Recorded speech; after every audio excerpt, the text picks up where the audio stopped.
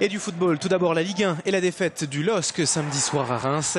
Les Lillois se sont inclinés en Champagne 2-1 en étant dominés quasiment toute la rencontre. Les Dogs ont d'abord été rapidement menés au score, puis n'ont jamais su véritablement réagir face à des Rémois, eux au contraire, entreprenants et bien plus généreux. Reims a même marqué un deuxième but en étouffant ainsi les espoirs nordistes. Le LOSC a tout de même réduit la marque en toute fin de rencontre grâce au défenseur Marco Baccia, mais trop tard. Cette première défaite de la saison n'est pas très encourageante pour les Lillois et la réaction est attendue dès le prochain match à domicile, mais ce sera face à l'un des gros morceaux du championnat. Les Verts de Saint-Etienne sont attendus en effet ce week-end au Grand Stade, on en reparlera cette semaine. L'autre image de l'actualité de ce week-end, c'est ce drame à Lille et la découverte du corps d'une fillette de 3 ans vendredi dans la Deûle. Sa mère a avoué aux policiers avoir jeté son enfant dans le canal car elle n'aurait en fait pas supporté une décision de justice lui retirant sa fille.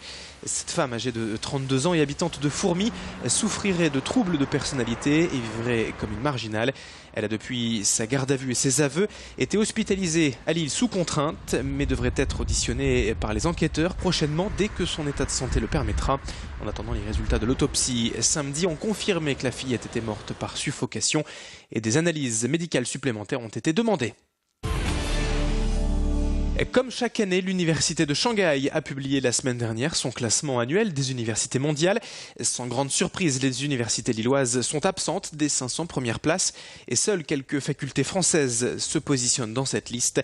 Mais s'il établit d'abord le prestige des universités, ce classement est également sévèrement critiqué dans le monde entier car en fait il n'évalue ni la qualité de l'enseignement ni le niveau des étudiants.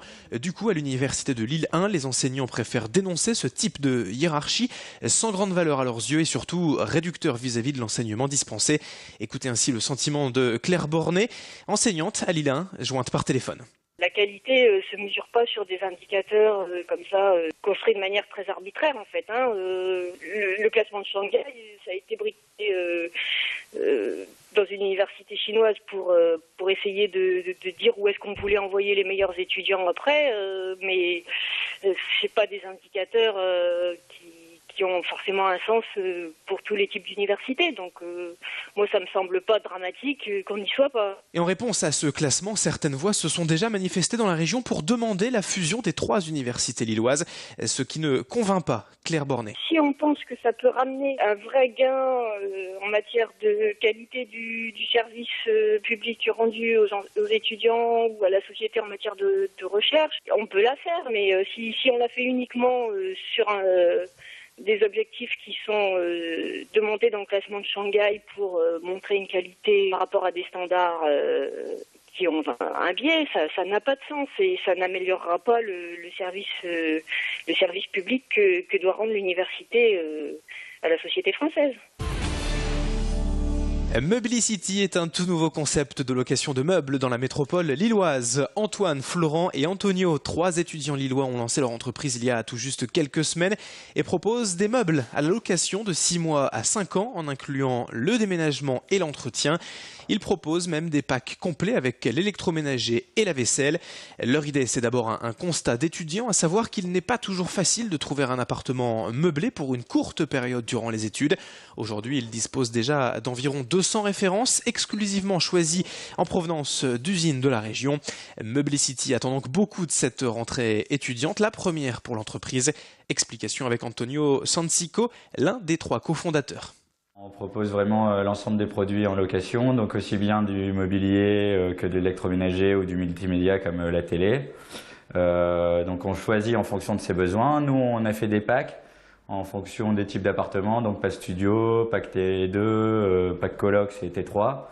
Et en fonction de la durée de location qu'on veut, on paye un prix mensuel pour louer les meubles, mais aussi pour avoir l'emménagement compris, la maintenance des meubles et le déménagement si on ne veut pas récupérer les meubles à la fin de la durée de location.